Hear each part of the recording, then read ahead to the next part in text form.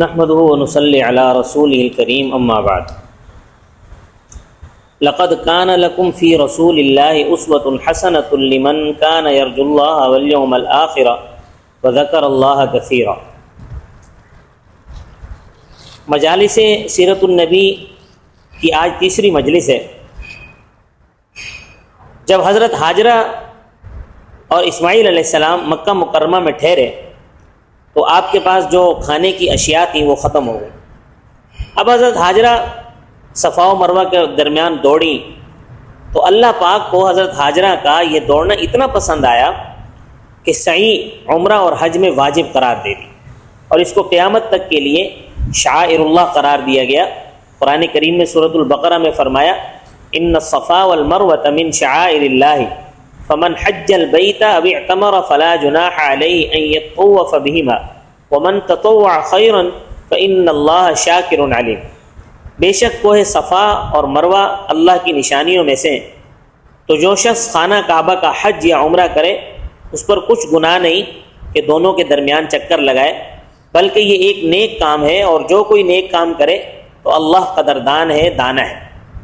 اللہ تعالیٰ نے حضرت جبرائیل علیہ السلام کو حکم دیا کہ جس جگہ حضرت اسماعیل علیہ السلام کے پاؤں مبارک ہیں اسی جگہ پر جا کر پر ماریں۔ تو یہاں آ کر حضرت جبرائیل علیہ السلام نے اپنا پر مارا تو یہاں سے زمزم کا پانی نکل آیا۔ یہ زمزم کا پانی ایسا ہے کہ اس میں کئی نعمتیں شامل ہو گئی۔ پہلا حضرت جبرائیل علیہ السلام کا پر مبارک، دوسرا حضرت اسماعیل علیہ السلام کے پاؤں مبارک ہے، اور تیسرا حضور صلی اللہ علیہ وسلم کا لعاب مبارک شامل۔ ایک حدیث میں فرمایا عن ابن عباس رضی اللہ عنہما قال قال رسول اللہ صلی اللہ علیہ وسلم ماء زمزم لما شرب له ان شربته تستشفی به شفاک اللہ تستشفی به شفاک اللہ وان شربته لشبعك اشبعك اللہ به وان شربته ليقطع ظمأك قطعه اللہ وہی حزمۃ جبریل وسقی اللہ اسماعیل۔ آب زمزم فرمایا جس مقصد کے لیے پیا جائے وہ مقصد حاصل ہو جاتا ہے۔ اگر حصول شفا کے لیے پیو گے تو اللہ تعالیٰ شفا عطا فرمائے گا، اگر بھوک مٹانے کے لیے پیو گے تو اللہ تبارک و تعالیٰ تمہاری بھوک مٹا دے گا، اگر پیاس بجھانے کے لیے پیو گے تو اللہ تعالیٰ پیاس ختم کر دے گا۔ یہ جبرائیل علیہ السلام کی ایڑی یا پر کی ضرب سے نمودار ہوا، اور اللہ تعالیٰ کی جانب سے حضرت اسماعیل علیہ السلام کی سیرابی کا سامان تھا۔ اب اتفاق یہ ہوا کہ ان علاقوں میں ایک سد معارف تھی۔ سد کہتے ہیں بند کو، جیسے بڑا بند ہوتا ہے، جیسے ہمارے ہاں ڈیم بنائے جاتے ہیں پھر اس کے آگے بند لگاتے ہیں، انہوں نے بھی ایک بہت بڑی سد بنائی تھی، جیسے سد سکندری یا سد یاجوج ماجوج، جیسے دیوار چین، اسی طرح ان کی ایک سد تھی جو سد معارف کہلاتی تھی۔ اتفاق کی بات یہ ہے کہ یہ سد ٹوٹ گئی جب سد معارف یعنی پانی کا بند ٹوٹ گیا تو پانی پھیل گیا، جس کی وجہ سے پانی ختم ہو گیا۔ جس میں پانی رکتا تھا اب وہ اس سے تو کئی سالہ سال استفادہ کرتے تھے۔ اب جب پانی ختم ہو گیا تو اب یمن کے جو قبائل تھے وہ مختلف علاقوں میں آباد ہونے کے لیے نکلے، اور سوچنے لگے کہ ہم کہاں جائیں۔ وہاں سے چلتے چلتے قبائل آئے، پانی ڈھونڈیں، کسی ایسی جگہ جائیں جہاں ہمیں پانی مل جائے، جہاں ہم رہ سکیں، ہم رہائش اختیار کر سکیں، کیونکہ اگر پانی نہ ہو تو انسان زندہ نہیں رہ سکتا۔ اللہ تعالیٰ نے قرآن کریم میں یہ بات واضح فرما دی ہے وَجَعَلْنَا مِنَ الْمَاءِ كُلَّ شَيْءٍ حَيٍّ، اور ہر زندہ چیز کو ہم نے پانی سے پیدا کیا۔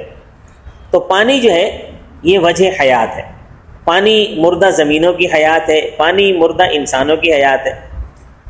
تو پانی ڈھونڈتے ڈھونڈتے قبیلہ جرہم یہ یہاں پہنچے، یہ یمن کا قبیلہ تھا، اور یہ عرب تھے۔ یہ بنی جرہم جو تھے، یہ بنی جرہم بھی پڑھا جاتا ہے، جرہم بھی پڑھا جاتا ہے۔ یہ جو بنی جرہم تھے یہ تو خالص عرب تھے، کیونکہ یہ یمن سے تھے، اب جب یہ قبیلہ پانی تلاش کرتے کرتے مکہ مکرمہ کے قریب آیا تو انہوں نے دیکھا کہ فضا میں کچھ پرندے اڑ رہے ہیں، اور یہ قاعدہ ہے کہ جہاں پانی ہو وہاں پرندے آتے ہیں، تو ان کو بھی یہ احساس ہوتا ہے کہ ہمیں پانی والی جگہ ملے۔ انہوں نے جب پرندوں کو اڑتے ہوئے دیکھا تو قبیلہ جرہم یا جرم نے آپس میں مشورہ کیا۔ انہوں نے کہا کہ یہاں تو ہم نے کبھی پرندے اڑتے ہوئے نہیں دیکھے، یہ کیا ہے، تلاش کیے جائے۔ اپنے آدمی بھیجے تو انہوں نے آ کر دیکھا، تو انہوں نے آ کر واپس بتایا کہ وہاں تو پانی کا ایک بڑا چشمہ ہے، وہاں ایک حضرت حاجرہ بیٹھی ہیں اور ساتھ ایک بچہ بھی ہے۔ تو وہ سارا قبیلہ وہاں پہنچ گیا۔ انہوں نے آ کر کہا، ان کے اندر اخلاق تھا، باوجود اس کے کہ عرب میں قتل، لڑائی یہ چیزیں عام تھیں، لیکن پھر بھی کچھ ضوابط تھے، کچھ اصول تھے۔ وہ جب آئے تو انہوں نے حضرت حاجرہ سے کہا کہ ہم پانی کی تلاش میں یمن سے نکلے ہیں، آپ خود اندازہ کریں کہ یمن سے چلتے چلتے ہم مکہ پہنچے ہیں، اور یہاں ایک چشمہ ہے، آپ ہمیں اگر اجازت دیں کہ ہم اس چشمے کے قریب رک جائیں تو آپ کی بڑی مہربانی ہوگی۔ حضرت حاجرہ نے فرمایا کہ ہاں ٹھیک ہے، آپ رہ سکتے ہیں، لیکن پانی پر آپ کا حق نہیں ہوگا، پانی پر ہمارا حق ہوگا، میرا اور میرے بیٹے کا حق ہوگا۔ ہاں پانی آپ لے سکتے ہیں، لیکن یہ کنواں آپ کی ملکیت نہیں سمجھا جائے گا، اس پر ہمارا ہی کنٹرول ہوگا، ہمارا ہی تسلط ہوگا۔ انہوں نے کہا ٹھیک ہے، ہم مانتے ہیں۔ ایک روایت تاریخ میں یہ بھی آتی ہے کہ حضرت حاجرہ نے کہا کہ اس کا آپ ہمیں کچھ معاوضہ بھی دیں گے، یعنی آپ پانی سے جو فائدہ اٹھائیں گے اس کا معاوضہ ہم لیں گے آپ سے۔ انہوں نے کہا ہم وہ بھی دیں گے۔ اب قبیلہ جرہم یہاں آباد ہو گیا۔ جرہم قبیلے کی آبادی کے بعد حضرت اسماعیل علیہ السلام جوان ہوئے تو ان کی شادی بھی اسی قبیلے سے ہوئی۔ حضرت اسماعیل علیہ السلام نے عربی زبان بھی اسی قبیلے سے سیکھی، قبیلہ جرہم سے، اس لیے آپ عرب مستعربہ کہلائے، کیونکہ آپ کی اپنی زبان مبارک عربی نہیں تھی، بلکہ آپ نے عربی زبان قبیلہ جرہم سے سیکھی۔ اب اس زبان پر آپ قادر ہو گئے۔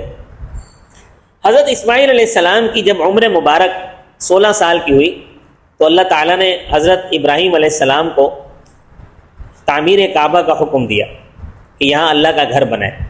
حضرت ابراہیم علیہ السلام نے کعبۃ اللہ کی اللہ کے حکم سے بنیاد رکھی، اور کعبۃ اللہ کی بنیاد انہی قواعد پر رکھی جو حضرت آدم علیہ السلام نے اللہ کے حکم سے قواعد رکھے تھے۔ تاریخ میں بھی آتا ہے کہ حضرت ابراہیم علیہ السلام نے پوچھا کہ یا اللہ، آپ کا حکم ہے کعبۃ اللہ یعنی میرے گھر کی تعمیر کرو، لیکن مجھے معلوم نہیں ہے کہ کعبۃ اللہ کتنا طویل ہے، اس کا کتنا عرض ہے، کتنا کعبہ ہے، کہاں دیواریں ہوں گی۔ وہ تو ایک ٹیلا تھا، بارشیں ہوتی تھیں، سیلاب آتے تھے، جس کی وجہ سے کعبۃ اللہ کی عمارت منہدم ہو گئی۔ تو اس موقع پر حضرت ابراہیم علیہ السلام نے اللہ سے دریافت کیا کہ کعبۃ اللہ کی تعمیر کہاں کرنی ہے۔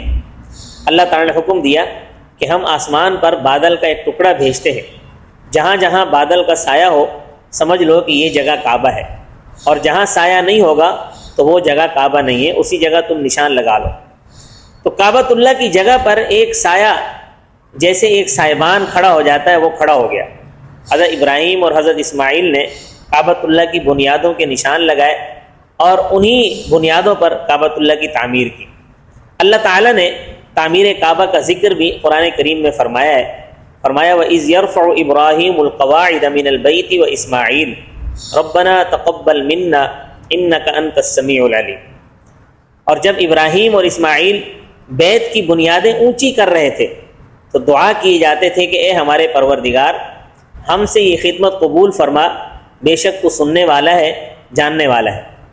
حضرت ابراہیم علیہ السلام کے ساتھ تعمیر کعبہ میں حضرت اسماعیل مدد کر رہے تھے، اور حضرت اسماعیل علیہ السلام تعمیر کرتے ہوئے یہ دعا کر رہے تھے ربنا تقبل منا، اے ہمارے رب اسے قبول فرما۔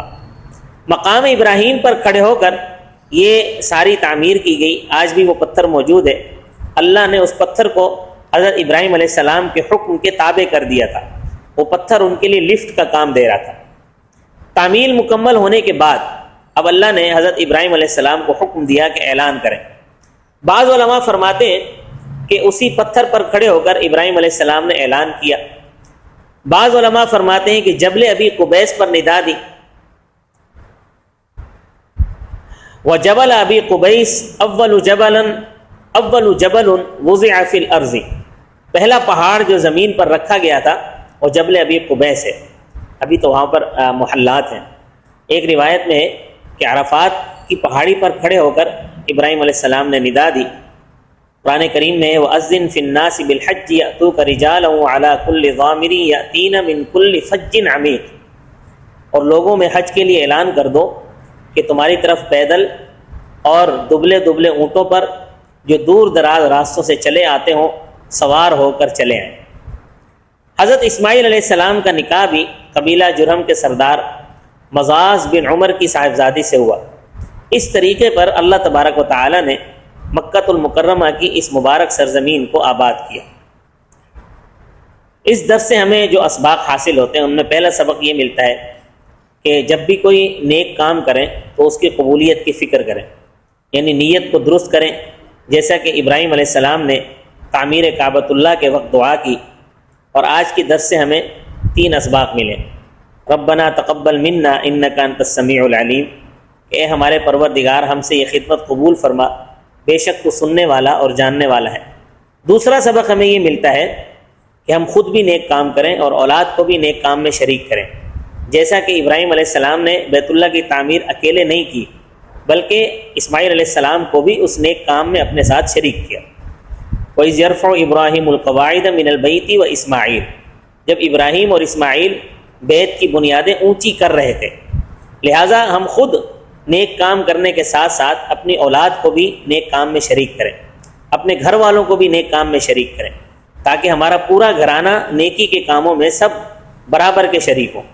جیسا کہ قرآن کریم میں ابراہیم علیہ السلام کی دعا ہے جو ہم نماز میں مانگتے ہیں، رب اجعلنی مقیم الصلاۃ ومن ذریتی ربنا وتقبل دعا، کہ اے میرے رب مجھے نماز پڑھنے والا بنا اور میری اولاد کو بھی اور میری دعا قبول فرما۔ لہٰذا ہم خود بھی نیک عمل کرنے والے ہوں، اپنی اولاد کو بھی نیک کام میں شریک کرنے والے ہوں۔ تیسرا سبق ہمیں یہ ملتا ہے کہ جب حضرت ابراہیم علیہ السلام نے کعبۃ اللہ کی تعمیر کی اور حج بیت اللہ کا اعلان کیا، اور حج بیت اللہ حضرت ابراہیم علیہ السلام کی سنت ہے، ہمارا دینی فریضہ ہے اور یہ قیامت تک جاری رہے گا۔ آب زمزم حضرت اسماعیل علیہ السلام کی ایڑی کی برکت سے نکلا جو قیامت تک جاری اور ساری رہے گا۔ صفا و مروہ کی سعی جس کی ابتدا حضرت ہاجرہ کے ذریعے ہوئی، قیامت تک کے لیے حج و عمرہ میں اس کو واجب قرار دیا ہے جو قیامت تک جاری اور ساری رہے گا۔ اگر ہم غور کریں تو کتنا مبارک گھرانہ ہے حضرت ابراہیم علیہ السلام کا کہ اس گھرانے کے ہر فرد کا نیک عمل قیامت تک کے لیے اللہ نے جاری اور ساری فرما دیا۔ لہٰذا ہم بھی اپنی زندگی میں نیک کام کرنے والے ہوں، ایسے نیک کام کریں کہ جو ہمارے دنیا سے چلے جانے کے بعد بھی قائم رہیں، تاکہ نیکی کا سلسلہ صدقہ جاریہ کی صورت میں جاری رہے۔ رسول اللہ صلی اللہ علیہ وسلم نے فرمایا اذا مات الانسان انقطع عمله الا من ثلاثۃ الا من صدقۃ جاریۃ او علم ينتفع به او ولد صالح يدعو له، فرمایا کہ جب انسان کا انتقال ہو جاتا ہے تو اس کا عمل منقطع ہو جاتا ہے سوائے 3 صورتوں کے جس میں اس کے نامہ اعمال میں نیکیاں لکھی جا رہی ہوتی ہیں۔ پہلی صورت ہے صدقہ جاریہ، جیسے مسجد بنوا دی، مدرسہ بنوا دیا، کوئی کنواں کھدوا دیا یا کسی اسپتال کی تعمیر کروا دی۔ دوسرا ہے وہ علم جس سے فائدہ اٹھایا جا رہا ہو۔ تیسرا ہے یا نیک اولاد دنیا میں اپنے پیچھے چھوڑے جو اس کے لیے دعا کرے۔ لہٰذا ہمیں بھی دین کا علم سیکھنے، اس پر عمل کرنے کے ساتھ ساتھ دوسروں تک پہنچانے کی کوشش کرنی چاہیے۔ رسول اللہ صلی اللہ علیہ وسلم کی سنتیں اپنی زندگی میں زندہ کرنے کے ساتھ ساتھ دوسروں کو بھی اس کی تعلیم اور سنتوں کو دوسروں کی زندگی میں پیدا کرنے کی کوشش کرنی چاہیے تاکہ وہ بھی نیک عمل کریں۔ ہمیں اپنی اولاد کو دیندار بنانے کی کوشش کرنی چاہیے تاکہ وہ اپنی زندگی میں نیک اعمال کریں، اور ہمیں اپنی زندگی میں صدقہ جاریہ کے طور پر کوئی مسجد، مدرسہ، ہسپتال، اسکول یا کوئی رفاہی ادارہ یا کوئی پانی کا کنواں یا کوئی بھی اس طرح کی کوئی جگہ بنانی چاہیے جس سے لوگوں کو فائدہ ملتا رہے، تاکہ ہمارے دنیا سے چلے جانے کے بعد بھی ہمیں اس کا ثواب ملتا رہے۔ اللہ تعالی ہمیں اپنی زندگی میں نیک اعمال کرنے کی توفیق عطا فرمائے، اور ہمیں نبی کریم صلی اللہ علیہ وسلم کی سیرت اپنانے اور پھیلانے کی توفیق عطا فرمائے۔ آمین۔ وآخر دعوانا ان الحمد للہ رب العالمین۔